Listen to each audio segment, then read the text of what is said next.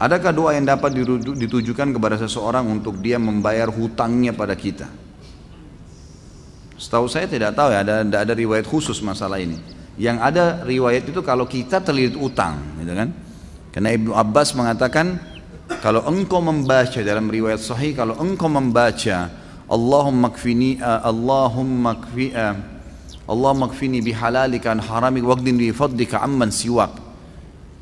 Allahumma kfini bihalalika an haramik, ya Allah cukupkanlah aku menikmati yang halalmu dan jauhkan aku dari yang haram. Waqdini bifadlika amman siwak, dan lepaskan saya dari ketergantungan kepada selainmu, maka akan dibayarkan utangmu oleh Allah walaupun memenuhi langit, kata Ibnu Abbas radhiyallahu anhu. Ini harus diamalkan, dan ingat kalau berdoa ikutkan dengan hadis Nabi yang lain riwayat Bukhari, ud'ullaha mukinuna bil ijabah. Berdoa sama Allah diikuti dengan keyakinan penuh Allah akan ijabah. Fa innallaha la yaqbalu ad-du'a min qalbil ghafil. Allah tidak akan pernah terima doa dari hati yang lalai. Doa ya Allah diterima enggak ya? Ragu. Atau sambil berdoa sambil ingat makanan, ingat pasangan, ingat ini, enggak bisa. Harus dengan yakin, gitu kan. Jadi kalau doa untuk buat orang lain bayar, Allah alam yang saya tahu berdoa kepada Allah bisa, itu bukan mustahil. Pernah terjadi dalam sebuah riwayat yang sahih, Umar bin Khattab pada saat mengirim pasukan di perang Qadisiyah, menembus ya benteng-benteng Persia. Nah pada saat itu pasukan muslimin yang masuk dari 12.000 orang pasukan ini, itu kan kalau pasukan jihad masuk dan menang, berarti lokasi yang ditembus itu menjadi harta rampasan perang. Jadi miliknya mereka, miliknya mujahid. Jumlah mereka kecil, wilayah Persia besar, gitu kan. Ini kalau dibagi ini luar biasa gitu.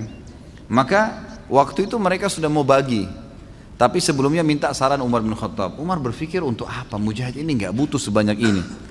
Maka Umar bin Khattab juga berpikir mereka mu'allaf, baru masuk Islam, baru mengenal Islam, lebih baik ganima ini harta rampasan perang dibagi aja, tetap pemiliknya tapi dikasih setengah kepada para mujahid. Waktu itu Bilal radhiyallahu anhu sahabat Nabi yang lain menolak. Waktu Umar bin Khattab kasih keputusan, kata Bilal, ya Amir Mukminin, jelas hukum agama kita, gitu kan? Ini dibagi untuk mujahidin.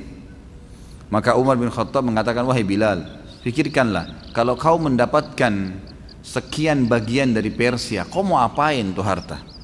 Banyak sekali, gitu kan? Dan mereka itu orang-orang yang baru masuk Islam. Lebih baik kamu berbagi dengan dia sambil kamu ajarkan Islam. Ini pendapat Umar. Tapi Bilal tetap ngotot, nggak mau. Kata Umar, saya pun meminta tolong kepada Allah agar melunakkan hati Bilal melalui doa malam saya. Maka Umar bin Khattab sujud berdoa kepada Allah di salat malam. Ya Allah, lunakkanlah hati Bilal. Ya Allah, lunakkan, terus begitu.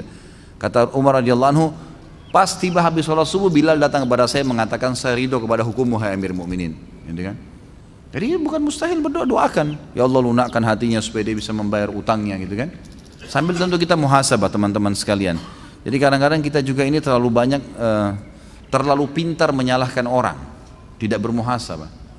Apa yang terjadi, sesuatu yang terjadi pada kita, yang paling pertama hisab diri kita dulu. Ada masalah apa saya ini? Jangan sampai orang ini gunjing karena saya pernah gunjing orang. Jangan sampai utang ini mungkin saya pernah utang sama orang saya nggak bayar. Jadi kita muhasabah dulu. Kalau kita sudah tidak temukan variabel kesalahan kita, nah baru gitu. Baru kita mungkin ini cobaan murni, bukan karena kesalahan saya. Tapi kalau kita memang dasarnya ada kesalahan dulu, mintalah kepada Allah mudah-mudahan jadi pengampunan dosa gitu.